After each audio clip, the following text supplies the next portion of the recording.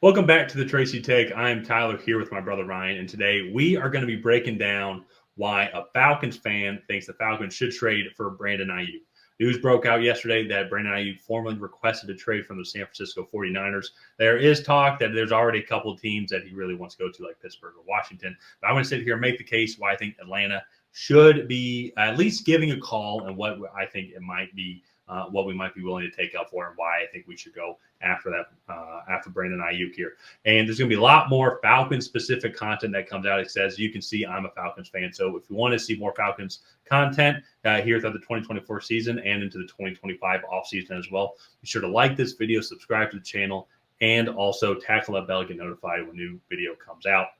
And so, Ryan, big news came out here as well. And the Falcons, I think, have probably been one of the teams that have been the most talked about, I think, throughout the offseason so far. I would say probably slightly negative way, just because of some of the things going on with Kirk Cousins and the tampering, which I think we got. Thank you, NFL, even though I think everybody does it. Then the Michael Penix draft pick as well. There's a lot of conversation and discussion around that. If that was a good pick here.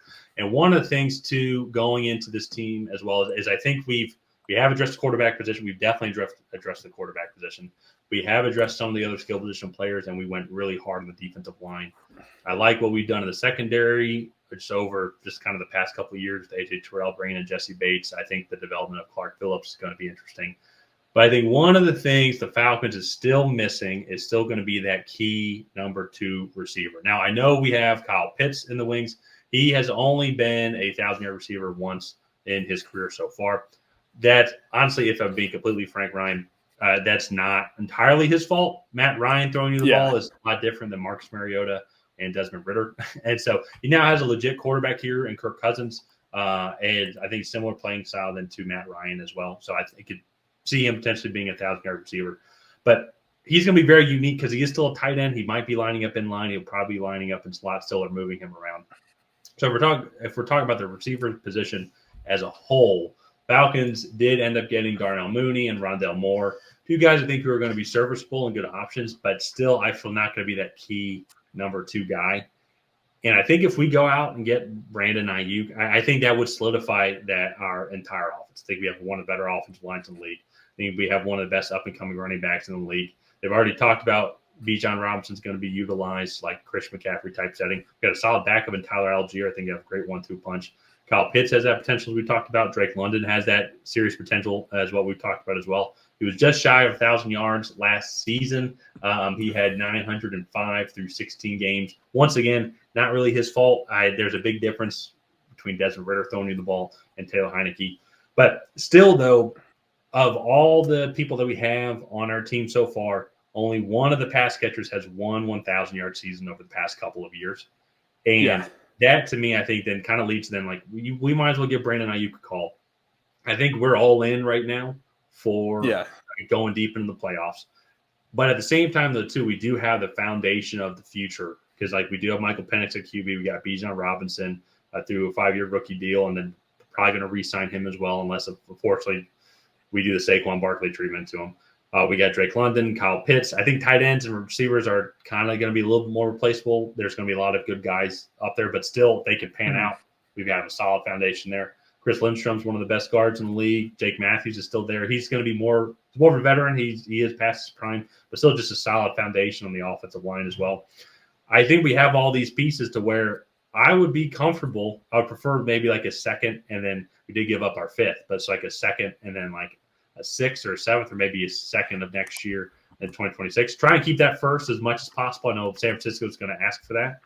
But also, though, too, if our expectations are that we're going to be contending for the Super Bowl, and if I think Aiyuk can get there, and I'll break down why I think he can in a second, I think it's worth it to give up potentially, if it's just a first rounder, maybe you get a late day 2 pick or an early day 3 pick back for Brandon Aiyuk. It probably might be a rental because he's going to want a big contract because he's coming in the final year of his deal. But still, I think it'll be worth it. And I've been talking a lot. Want to quickly throw over your thoughts on what you think the Falcons offense would look like with Brandon Aiyuk. Yeah, so you were talking a lot about the Falcons acquiring a number 2 wide receiver, and for me, if they go out and try to get a guy like Brandon Aiyuk, the number 2 wide receiver is already on their roster in Drake London. I am a fan of Drake London. I think he's a really solid wide receiver, and I think he has done a really good job so far in Atlanta. Brandon Aiyuk is on another level at this point in their careers. He is a little bit older, so he is 26 versus Drake London is 23, and I think you compare the two guys. Drake London on PFF's stat sheet is the 23rd ranked wide receiver in the NFL. So like a true number 1 wide receiver for the Atlanta Falcons. Brandon Aiyuk is number 2 behind only Tyreek Hill. And I think you go and add that level of talent to your roster. This offense would take a very big leap forward because now you have 2 top 25 wide receivers in the NFL. They're both well under 30.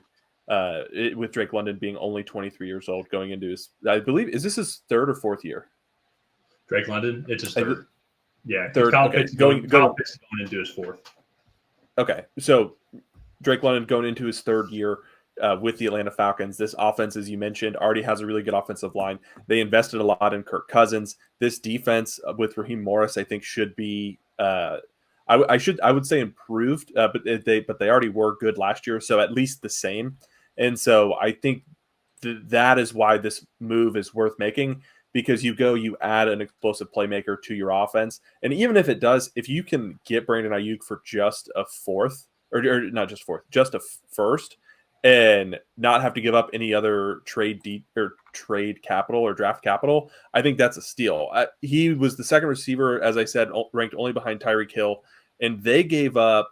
So I'm trying to find the trade details.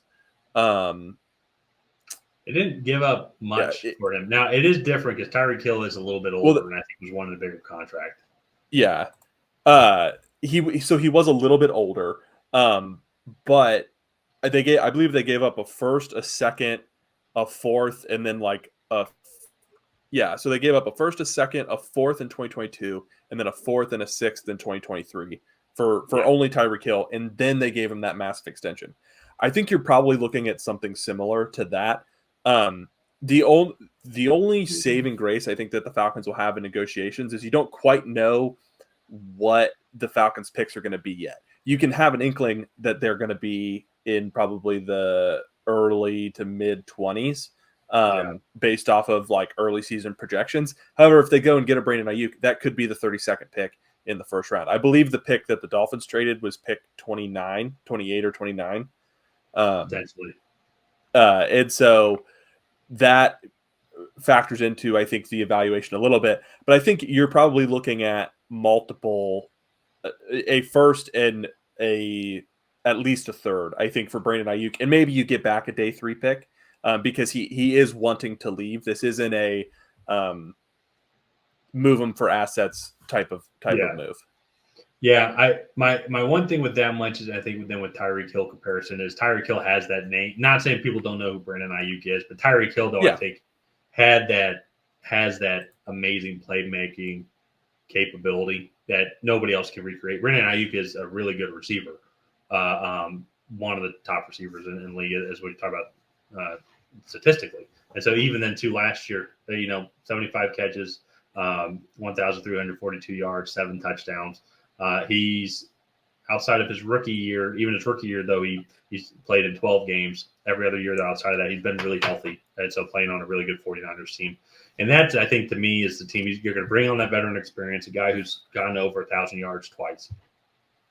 And I think he's going to fit really well into the Zach Robinson offense because I just don't fully trust yet Darnell Mooney and Rondale Moore are going to be like the game breakers. I think they're going to be good. I think they're going to get you 500, 600 yards or something like that.